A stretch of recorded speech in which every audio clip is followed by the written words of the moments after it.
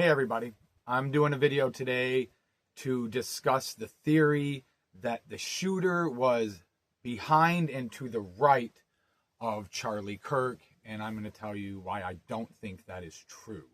I will be rolling in pictures of the layout of the building, how it is designed, the windows on the side, the stairwell that the shooter would have had to have been on, or the other rooftop area where it would be suggested.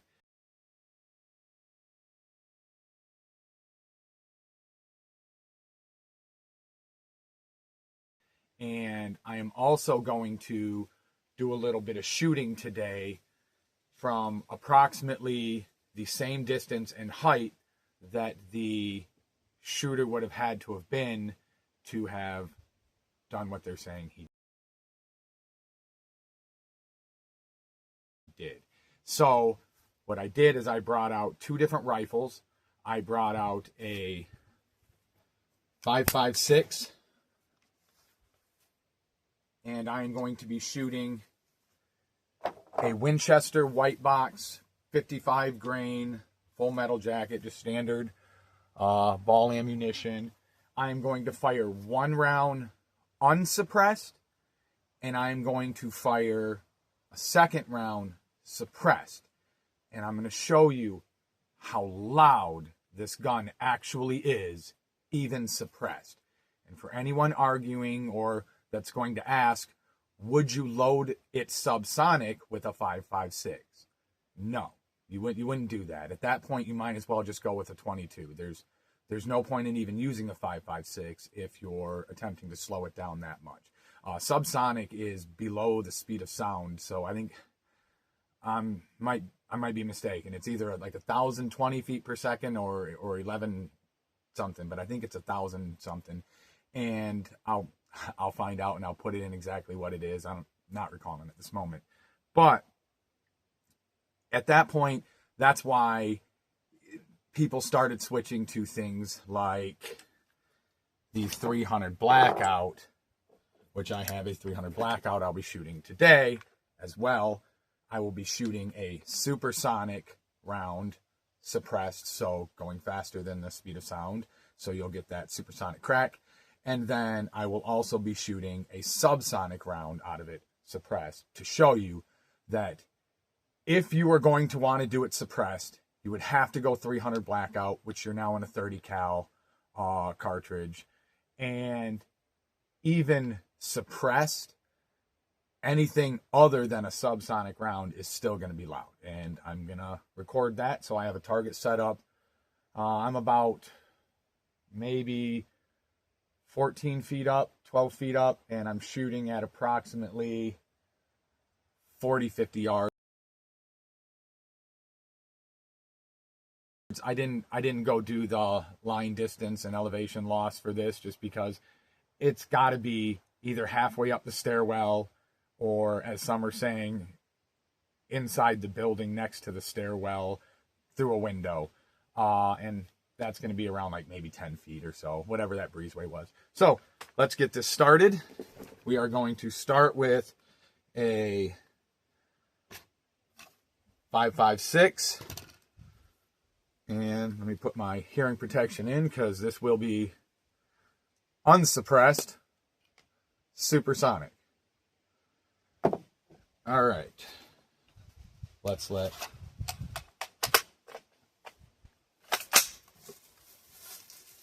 All right. Here we go.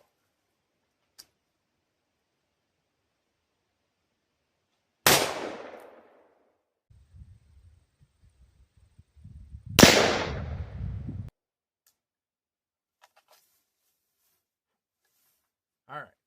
As you can tell, that's not a quiet round. So if your argument is that he shot him from behind with a 5.56 unsuppressed, that's what you've got. Now, we are going to throw on one of my 5.56 cans. This is the Rugged Razor from Rugged Suppressors, the Rugged Razor 5.56. I really like the tone of this, just the way it sounds. It's really nice. I like it. So we'll put that on there. Not going to show that on video. And then now, oh, I got to load around in my magazine, don't I? We're going to put a round in there. And then we are going to fire off one round supersonic suppressed, so you can see how loud that is.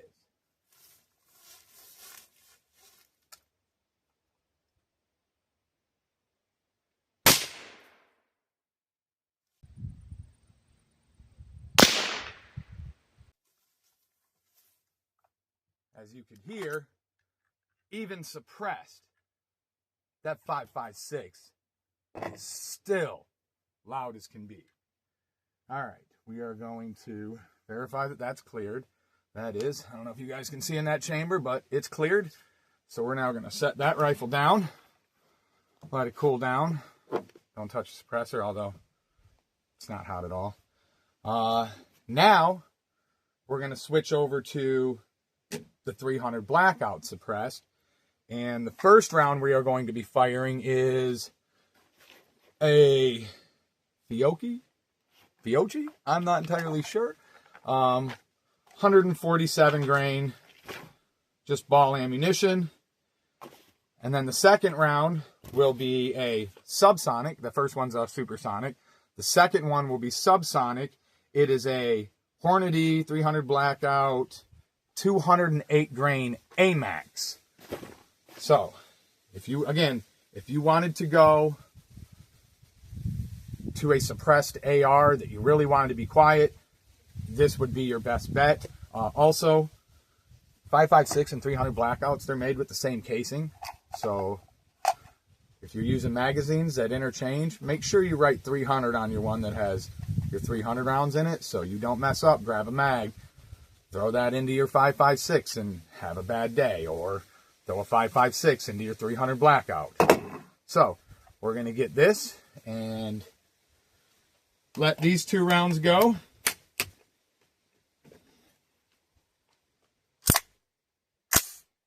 Okay, first round, supersonic, 147 grain.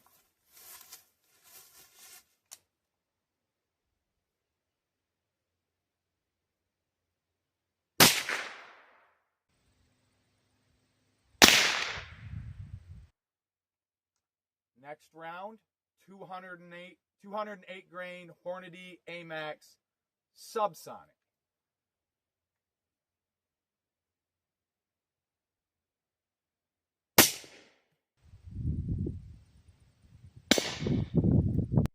You hear, even with that subsonic, it's still loud. You can still hear it. It's what they show you in the movies of a gun being completely silent. It's not true. So I don't want to do videos to disprove these things. However, you're going to have to prove to me that one of those shots went off 10 feet above everybody right there and on the open railing. And I'm going to get pictures of it. I'm going to try to get on Google Earth again, and I'm going to use my Onyx, and I'm going to show you the distances, and I'm going to show you that I don't see anywhere that shot could have came from where it wouldn't have been 100% obvious to everyone standing there and watching, because everything's completely visible, and you would have to stand out in the open in order to pull off that shot. So I am going to now head back to the house and start getting that stuff done and try to get this video edited so that I can get it up as soon as possible. Again, thank you everyone for watching the video and coming to it and trying to get this knowledge, which I can give it to you, and I can show you that certain aspects of it. However, I don't want to discredit that there could have been a second shooter or anything along that line. Just simply if there was one behind them, that's how loud it would have been. And I do have a camera downrange that should have recorded all of that, so we should have had all 4 shots on the target. And what it sounded like if you were standing. It's about 30 feet in front of the target and about 5'4" high in the air. So, thank you again for coming, everybody, and I'll get to you with another video. If anybody has any more questions, I can answer those. And actually, there is one more video that I'm going to do, and I don't really want to do it, but I've been asked the question of how could an entry wound look like an exit wound and have done that much damage if it were an entry wound. And I'm going to explain how that could possibly happen in the next video so that people can understand a little bit more about bullets and what they do. Thank you again for coming. I hope you got something worthwhile out of this video and that you come back for the next one. And again, if you have any questions, just leave them in the comments and I will do my absolute best to get to you as quick as I can. Thank you. Okay, so this is the inside portion of the video. We're not on the range anymore. What I'm going to do right now is I actually have some images that I'm looking at on my laptop of Google Earth and Onyx Hunt and the different images to, I guess more or less I'm not disproving the second shooter theory from the right and above. However, I am going to put out, in my opinion, enough evidence to show you that it's nearly impossible to have pulled off without being seen. And on top of that, if you want me to believe that there's a second shooter from the right above him, you're going to have to explain with what I'm about to show you how that's even physically possible based on the video. Because anyone that's seen the video of of him supposedly being shot from behind and to the right, if you look at it in the image, it's from down low and you can see past him and you can see a dark area where they say that you can see the muzzle flash from. So first, you've already watched the beginning of this video where I fired from that distance, and you'll be able to hear, you will have heard already at this point, a non-suppressed 5.56, a suppressed 5.56, a suppressed supersonic 300 blackout, and a subsonic suppressed 300 blackout. So the first images I'm going to roll in right here are going to be, let's see here. It is going to be the measurements from what would be the stairwell to his right. The stairwell where, again, if there were a second shooter, he would have to be not even in this position. I don't think he could pull it off from this position.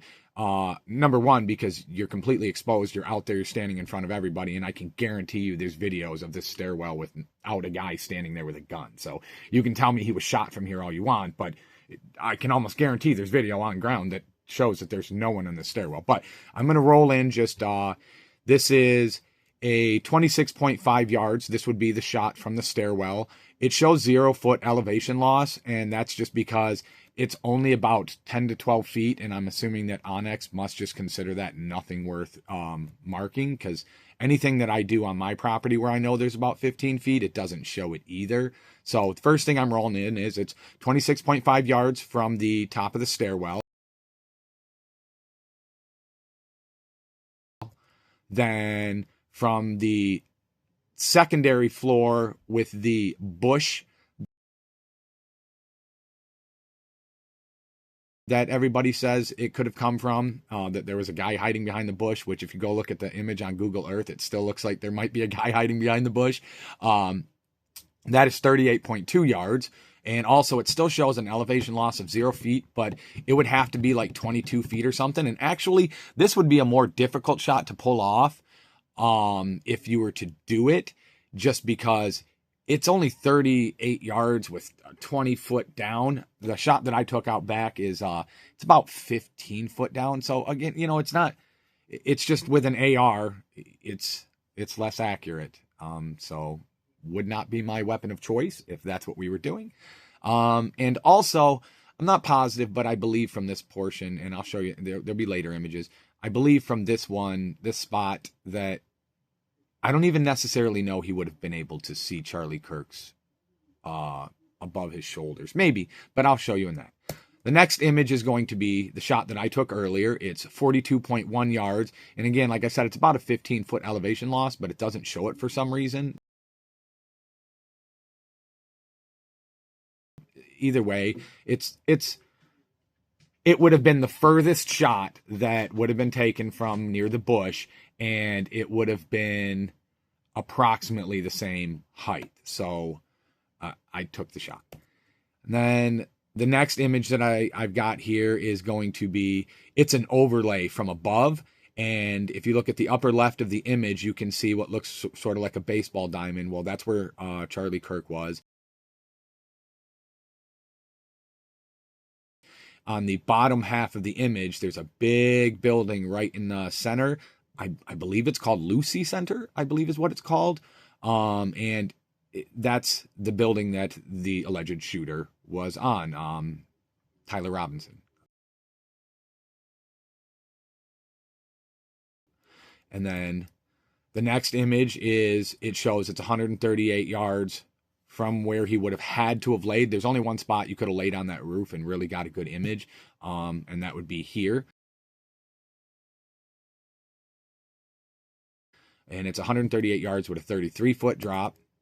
Then the next image is approximately where he would have had to run to jump off the roof. It shows 100.1 yards.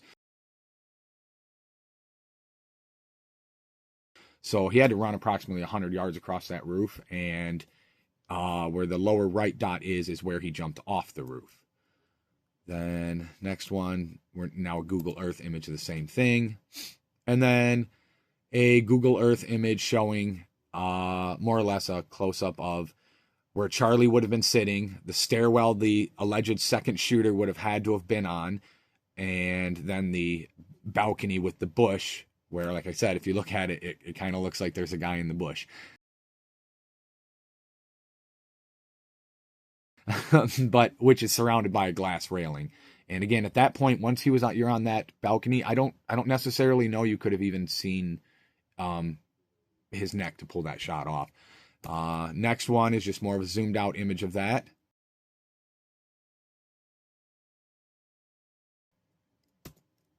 Next one would be from the side looking across the corridor to the stairwell and also the balcony with the bush, which again, if you look at the bush, it almost looks like somebody's in there. And right behind the bush, it's going to be a... All right, so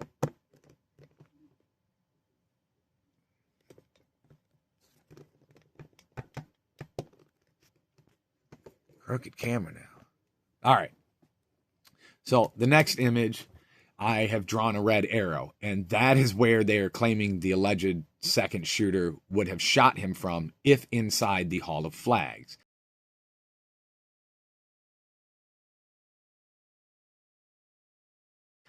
The red circle is where Charlie was seated. And then this is just another cross shot. And then now I've put in arrow showing where the circle is where Charlie was seated. Then the arrows would be the alleged second shooter potential locations.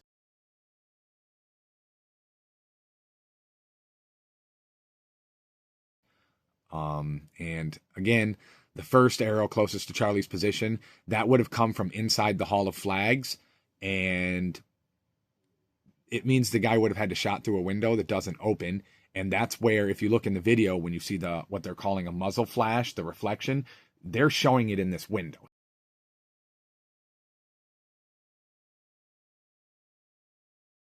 So the window where the first arrow, the lower arrow is at, that's where the flash comes from that they're claiming was the gunshot.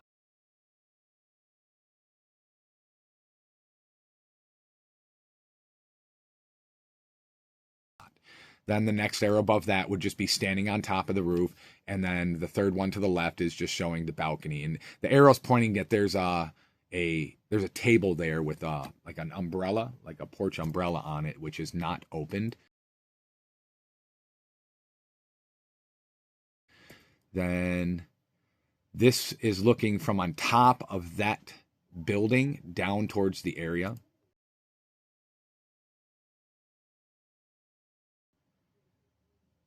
Then this is looking across from, you would see where Charlie was seated and where the shooter was, where Tyler Robinson allegedly shot him from.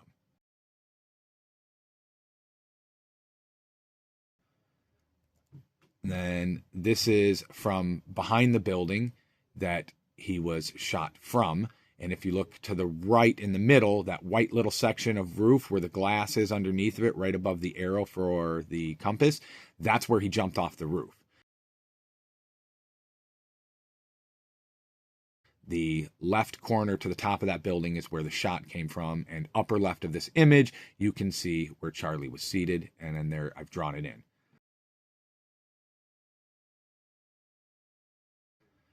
Shooter, Charlie, and then his jump down point. This is just looking down again at the location, the corner of the building.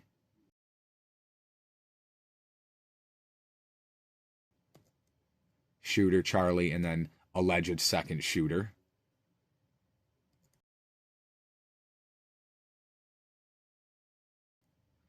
Now, this is where I just absolutely am going to disprove the second shooter theory. Again, unless you're going to prove to me that this man stood out in the open and fired a shot off at Charlie with an AR-15 at 25 to 38 yards and that no one saw him. And on top of that, there's really only one escape route. You would have to go down through a stairwell in the open to be seen, or you would have to go directly into the building.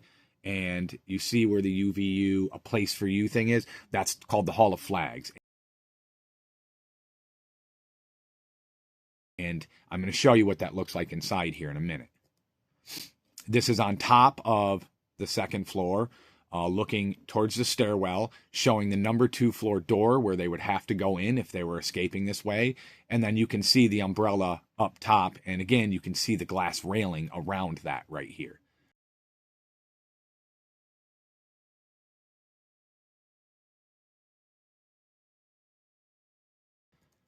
There it is, just a little bit more zoomed in image of that. Then now you're inside of that building. This is the building that has that umbrella on it, the white building you were looking at in the previous picture. This is the first floor of that, looking towards where Charlie was. And if you look out there above the green chair, that's where Charlie would have been seated. And so in here from the first floor, you wouldn't even been able to pull off the shot. But I want to point out to everybody, in the upper right corner of this image, there's a camera. Look, that camera is aimed down, and that's going to tell you there's cameras through all the corridors in this school. So the reality is, nobody ran into this building and down any of these stairwells without being on camera and being seen. It also tells you there's a lot of footage that we're not being allowed to see. For whatever reason it be, you know, there's obviously the argument that they're not going to release all the pertinent information that would get him convicted if they think it could taint a jury or something like that. So they would hold on to that. However, I think they could definitely release footage that definitively shows us this man's the shooter, relax, and let us know we have more on the side. But either way, next image, again, street view out front.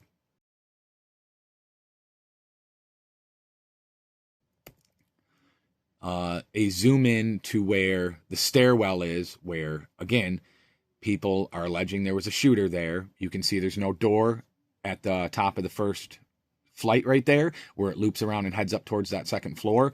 And underneath of that, there may be a door tucked in there, possibly to go in there. I kind of feel like I see a sticker on a door right there. But again, now you're going to have to argue to me that the man came out of the Hall of Flags through that little door under the stairwell, and that he fired off a shot in front of everybody, completely out in the open, and nobody saw him or heard him. I don't see how that could be possible. Next image, this is looking down from above where Charlie would have been seated, showing you the shot could not have come from this second floor on the top of the Hall of Flags.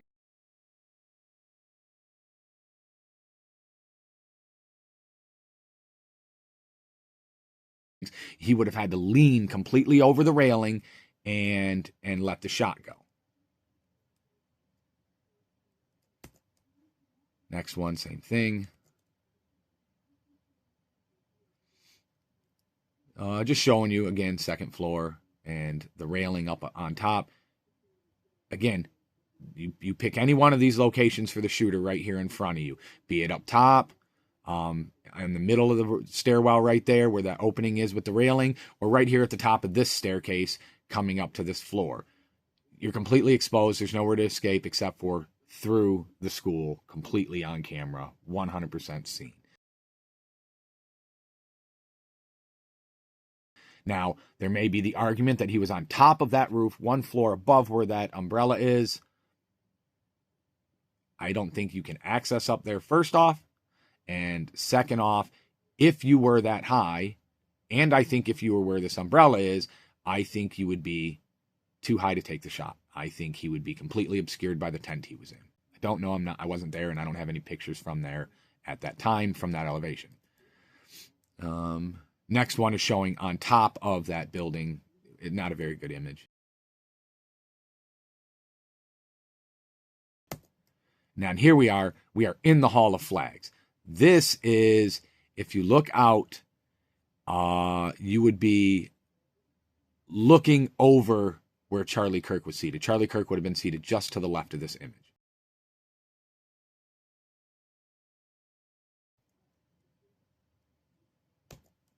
Next one is looking, Charlie Kirk would have been seated on the right side of this image, about 5 to 10 feet past where that white box is sitting on the right.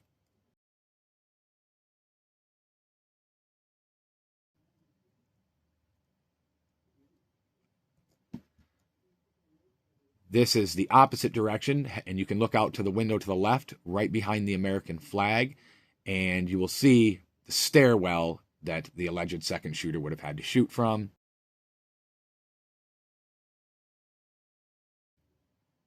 Again, fully exposed, fully out in the open, but this also shows you the people trying to say that he shot from behind the window.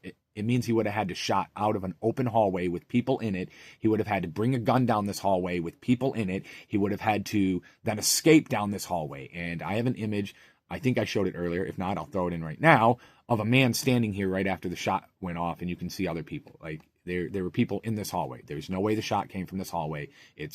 I'm going to say it's nearly impossible.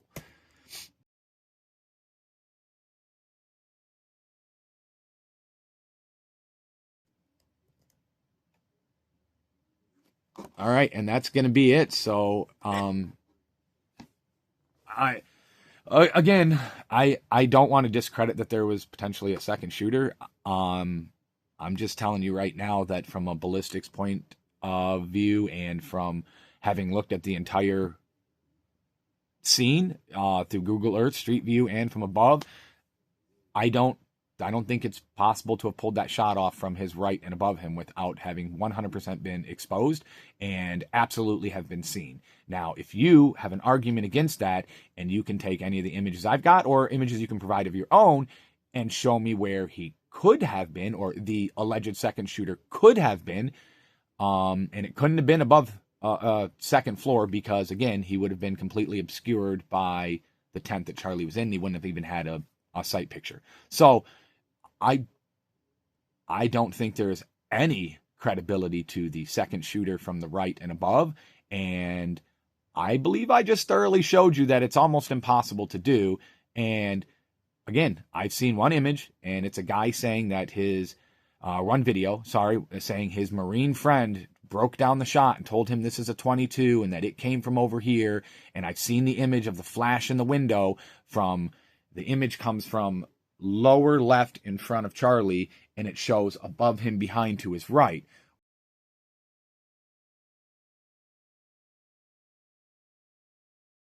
Well, again, the problem is I just showed you everything that was above him, behind him, to the right, and all of the areas in there of the different levels of that corridor, or I don't know what you would call it, the area where he was speaking, courtyard, it was filled with people. There were people all through that whole area. There was probably people standing on the stairwell when it happened. There were guaranteed people inside of the Hall of Flags. So it's not likely that there was a second shooter that came from the right. And again, if there was, then we're being lied to by not only the police, but we're being lied to by absolutely every single person that was on scene there, and every single person who was in the Hall of Flags, and every single person who was on that rooftop, and every single person that was in that stairwell or near the stairwell. So, I mean, I want to accept the ideas that this could be a setup from somewhere else. However, through my last few videos, I've showed you 100% definitive. There is no doubt he could have gotten up there and taken that shot. There is no doubt he could have done it on a cold bore, unlike the Navy SEAL seems to want to lie about. There's no doubt that he could have escaped the way that they show in the video and people not knowing. I mean, he was so far away, surrounded by buildings. Like when the shot went off, it was inside of that little courtyard area. And if you look at that picture, he escaped on the other side of buildings to where anyone that was over there might not even have realized that it was it, you know. But I mean, I don't like doing videos to make people look like they're wrong, but I have people that I follow and that I watch their podcasts that I truly believe in what they say, and 99% of the info they put out there is correct. However, this info is not correct, and there was, I'm going to say it now, there was no second shooter from the right side above him that did that. It's not possible without having been 100% seen, and again, you would have to escape past cameras. So that's what I got for you on this. Hopefully this disproves some of the stuff that you're being told, and we can start looking towards other theories if that's what we want to do.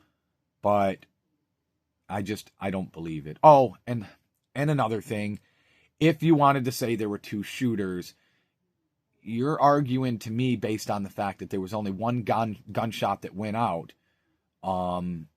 Either that Tyler Robinson never fired, which I don't believe, or two, that they were coordinated enough, almost like Navy SEALs, to pull off a synchronized shot. Now, I'm not saying that's why a Navy SEAL is lying about what a rifle can do and whether or not a bolt-action rifle can even make that shot, which is absurd. That's what bolt-action rifles are for. But I don't think he pulled off synchronized shots with someone else that was up close and that no one saw the other person there. And the next video, I am going to do how an entry wound can look like an exit wound and what could cause that. All right, that's it for this. Hope everybody enjoyed.